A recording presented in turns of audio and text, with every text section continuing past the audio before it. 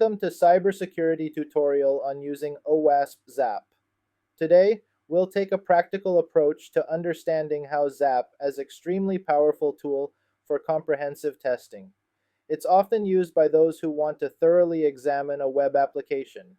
My name is Ridho Surya Kusuma, and I'll guide you step by step through this process. Let's get started. The first thing you need to do is download the Foxy Proxy add-on. Next, open Foxy Proxy so we can configure it as shown in Figure 1.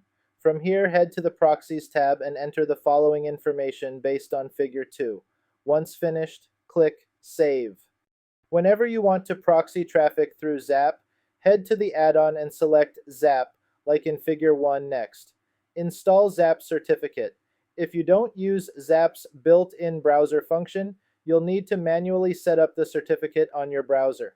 If you try accessing any site running SSL/TLS while using your browser outside of ZAP, you must configure it to use ZAP's CA root certificate to avoid any certificate warnings as shown in Figure 2. ZAP recommends you launch your browser through the Quick Start area, but if you'd rather configure your browser manually, here's how to install the certificate. We're installing ours in Firefox. First, with ZAP running and your Foxy Proxy enabled to use ZAP, head to http://zap.once there, select Download to download the certificate to your system, such as in Figure 1. Now go to your Firefox search bar, type About Preferences, and press Enter. This will take you to the Settings page. Search for Certificates and find the option View Certificates, as shown in Figure 2. The View Certificates button lets you see all your trusted CA certificates. You can import a new certificate for ZAP by pressing Import and selecting the file we downloaded like in Figure 1. In the pop-up, select Trust this CA to identify websites, then click OK as shown in Figure 2. Any encrypted traffic will work when the ZAP proxy is turned on, allowing us to intercept requests. Now that everything is set up, in the following section, we'll walk you through using some of ZAP's features. ZAP has many tools, but we won't be able to go over all of them here. We'll show you a few so you can get started. You can start ZAP in Kali in one of two ways. Enter ZAProxy in the terminal, or open it from the Applications menu under Web Application Analysis. When you start ZAP, you'll see a screen asking, "Do you want to persist this ZAP session?" Persistence will save everything to an HSQL database that you can access to view its contents or reload back into ZAP to see all of the request history, site information, etc. We'll be choosing, "No, I do not want to persist this session at this moment in time." Before we start using ZAP, let's examine the main interface and show where some of the key features are located. The interface has a lot of information, but remember, ZAP does many things. First, menu bar. Here, you can create and manage sessions, create reports, find tools, get help, and more. Second, toolbar includes buttons that provide shortcuts to the most commonly used features. Third, tree window displays the hierarchical view of the site you are testing and the script tree. Fourth, Quick Start Workspace window. This is a quick and easy way to use ZAP, especially if you're new. It also displays requests, responses, and scripts you can edit. Fifth, Information window, including History tab. This shows a log of all the HTTP requests and responses sent and received through ZAP. Search tab. This allows you to search through the requests and responses. Alerts tab displays security alerts found during the scans. Output tab provides detailed output from various scans and processes. Sixth, footer displays ZAP status information, alerts, counter. This displays a summary of the alerts found. It's color-coded, like red, yellow, etc., to represent the severity of the alerts found during the scanning process. Main proxy. This is the main proxy configuration that ZAP uses, which is set to localhost:880. Current scans, This section displays any currently running scans, with icons indicating their status or progress. Before you begin using ZAP, you should always check for and update any add-ons that need to be updated. This ensures that you have the most up-to-date experience. Press Ctrl plus U or use the toolbar shortcut to check for updates such as in Figure 1.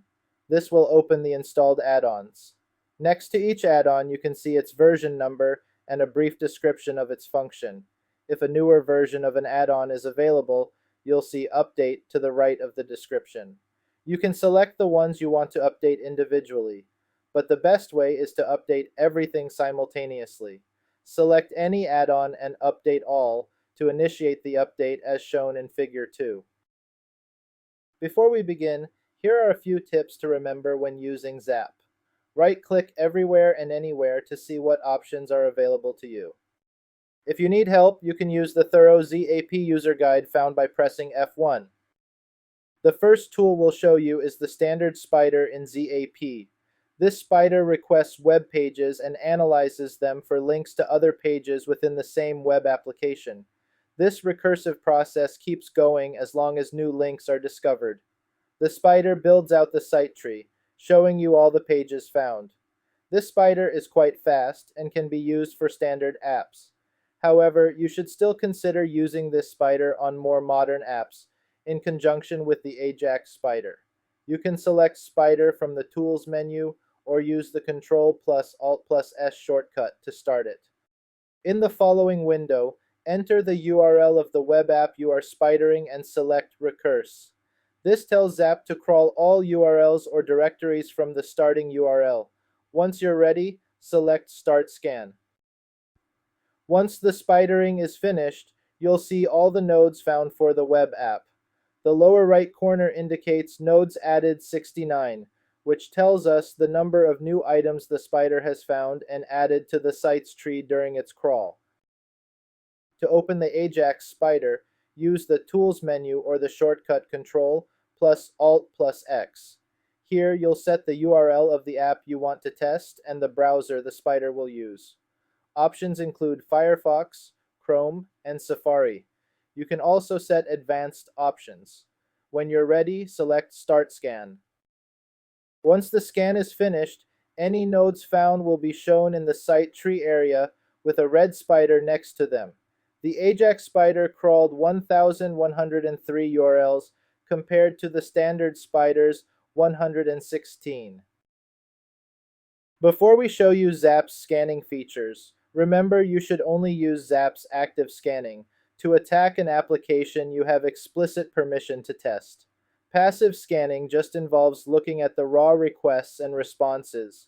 ZAP doesn't actually do anything. It only looks at the traffic that passes through it. It analyzes this traffic to identify potential vulnerabilities without sending any new requests. Passive scanning is safe to use on any web application. When you spider a site, ZAP performs a passive scan and reports any alerts in the Alerts tab. We'll look at these alerts in more detail in the next section. Active scanning attempts to find other vulnerabilities using known attacks against the selected targets.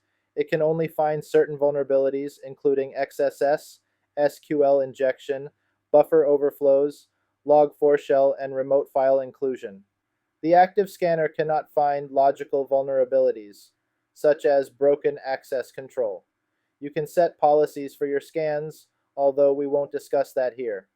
These policies allow you to set the threshold for the number of issues raised, and the strength options determine the number of attacks performed per parameter. As with most tools in ZAP, you can set the options for active scanning.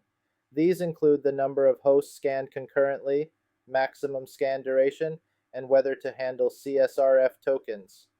Choose Automated Scan from the Quick Start menu to begin. This will open up the Automated Scan launch screen. Here you'll set the URL and which spider and browser you want to use. Once you're ready, select Attack to begin. Once the scan is finished, you can find all the alerts raised by ZAP in the Alerts tab.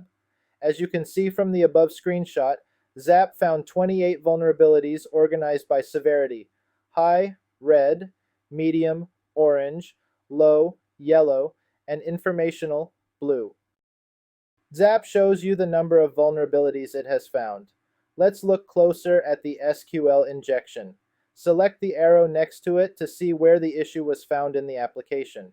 Then select the URL to see detailed information about the alert. ZAP provides quite a bit of information.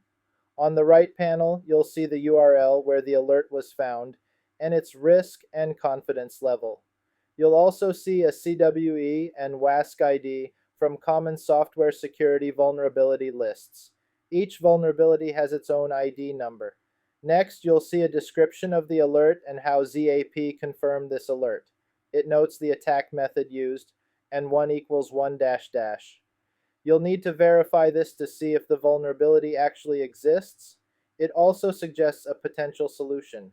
Do not trust client-side input and use server-side validation, such as prepared statements, to mitigate the risk.